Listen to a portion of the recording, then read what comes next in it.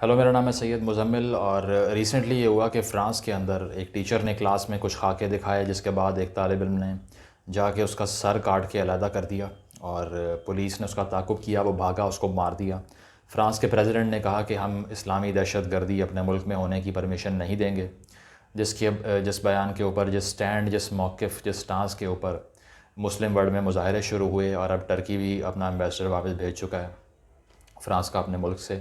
پاکستان میں ایک کیمپین چل پڑی ہے کہ مصنوعات کا بائیکاٹ کیا جائے جو فرانس میں بنائی جا رہی ہیں۔ اب سمجھ ہمیں یہ نہیں آتی کہ اگر ہم نے دنیا سے کوئی بات منوانی ہے نا، تو اس کا طریقہ ہے۔ پہلی بات تو یہ ہے کہ میرے گھر کا ملازم، جو کہ میرا ہی مقروض ہے، جس کو میں پال رہا ہوں، فیورز دے رہا ہوں اس کو، وہ مجھے آ کے یہ نہیں بتا سکتا کہ کیا کرنا ہے کیا نہیں کرنا۔ مثال کے طور پہ آپ سب کہتے ہیں کہ ہولوکاسٹ کو ڈینائی نہیں کرنے دیتے یہودی، اور اگر جو ڈینائی کرتا ہے اس کو اریسٹ کروا دیتے ہیں۔ کس طرح کروا دیتے ہیں؟ طاقت سے۔ وہ اس دنیا پہ رول کر رہے ہیں سائنٹیفکلی اور اکنامکلی، اسی وجہ سے ان کے قوانین دنیا مان لیتی ہے، اور وہ جو بات چاہ رہے ہوتے ہیں وہ بند بھی ہو جاتی ہے۔ فار ایگزامپل، مارک زکربرگ نے ابھی فیس بک پہ یہ لاز بنوائے ہیں کہ اینٹی سیمائٹزم، یعنی کہ یہودیوں کے خلاف جو تاثرات ہوں گے اس کو بین کریں گے ہم لوگ۔ آپ انسٹاگرام پہ جا کے کشمیر کے حق میں بات کریں، آپ کا اکاؤنٹ بند ہو جائے گا۔ وہ آپ کو یہ بتا رہے ہیں کہ ہمارے پاس طاقت ہے، جو آپ نے کرنا ہے وہ کر لیں، ٹھیک ہے؟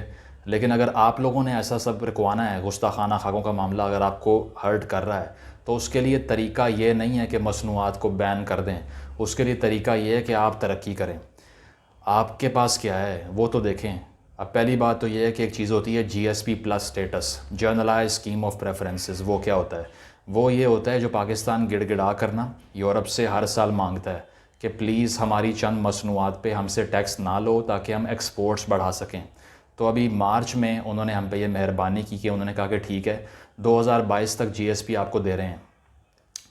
اب جی ایس پی کے تھرو پاکستان اپنی چیزیں فرانس کو بھیجتا ہے، اور اس کے تھرو اب تک پاکستان 15 ارب ڈالر، 15 بلین ڈالرز کما چکا ہے۔ اور اسی طرح پاکستان کی سالانہ مصنوعات جو پاکستان بھیجتا ہے فرانس کو، وہ 7.5 بلین ڈالرز ہیں، 7.5 ارب روپے کی ہم چیزیں بنا کے ان کو دیتے ہیں۔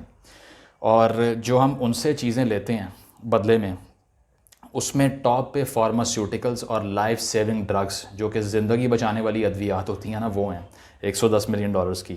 اور نیوکلیئر ری ایکٹر ہم ان سے لیتے ہیں تقریباً 53 ملین ڈالرز کا، اور اس کے علاوہ جنگی طیارے جس سے ہم حفاظت کرتے ہیں اپنے پاک وطن کی، جو کہ اسلام کے نام پہ بنا ہے، وہ فرانس سے آتے ہیں 26 ملین ڈالر کے۔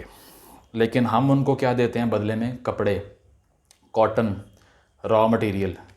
تو اگر ٹریڈ کا بائیک آؤٹ کرنا ہے نا، تو پھر یہ گلا آپ کا گھونٹا جائے گا، ان کا نہیں، کیونکہ وہ کپڑوں کے بغیر گزارا کر لیں گے، لیکن آپ لائف سیونگ ڈرگز کے بغیر نہیں کر سکتے، آپ نیوکلیئر ری ایکٹر اور ایئر کرافٹ کے بغیر نہیں چل سکتے۔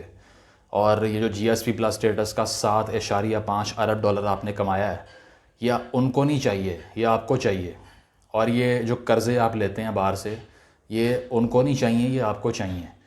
اور جی ایس پی دلوانے والا آپ کو فرانس تھا۔ پھر ایک اور بات یہ کہ تقریباً 2019 کے ڈیٹا کے مطابق تقریباً 1 لاکھ سے زائد پاکستانی فرانس میں مقیم ہیں۔ تو جہاں پر ایسی کفر کی حکومت ہے جو کہ کسی کے مذہب کی رسپیکٹ نہیں کرتی، تو سنت میں مثالیں موجود ہیں، اور ہمارا دین ہمیں کہتا ہے کہ ہم وہاں سے ہجرت کر کے باہر آ جائیں۔ تو وہ 1 لاکھ لوگ وہاں پر کیوں بیٹھے ہوئے ہیں؟ ایسی کافروں کی ریاست کے اندر 1 لاکھ لوگ کیوں مقیم ہیں؟ وہ کیوں ان کے قوانین کو سرنڈر کر کے ان کی نیشنلٹی کے لیے وہاں پر گڑ گڑا کے بیٹھے ہوئے ہیں کہ ہم آپ کی سرکار سے پیسہ کمانے کے لیے یہاں پر آئے ہیں؟ یہ ہمیں کیا بتا رہا ہے؟ بتا یہ رہا ہے کہ ہم اکنامک انٹرسٹ کو سیکریفائز نہیں کر رہے ریلیجس انٹرسٹ کے اوپر۔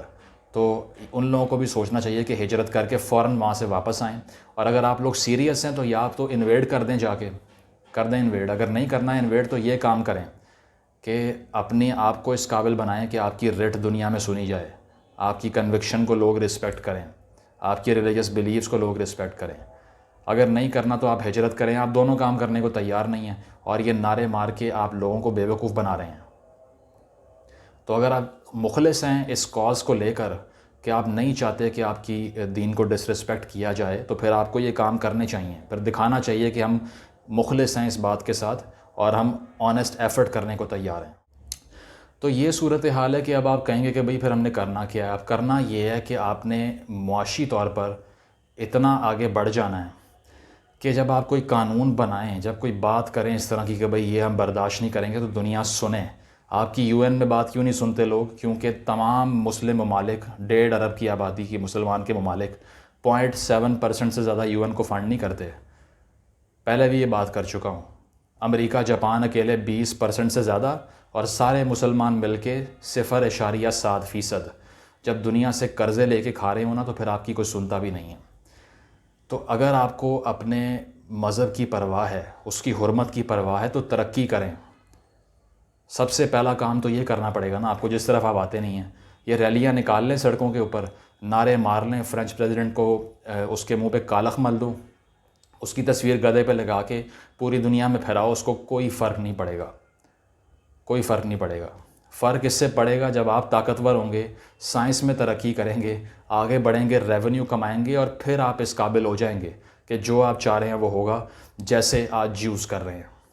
تو اگر آپ کو ہولوکاسٹ پہ دنیا کی خاموشی کھٹکتی ہے نا، تو پھر وہ کریں جو اسرائیل نے کیا ہے۔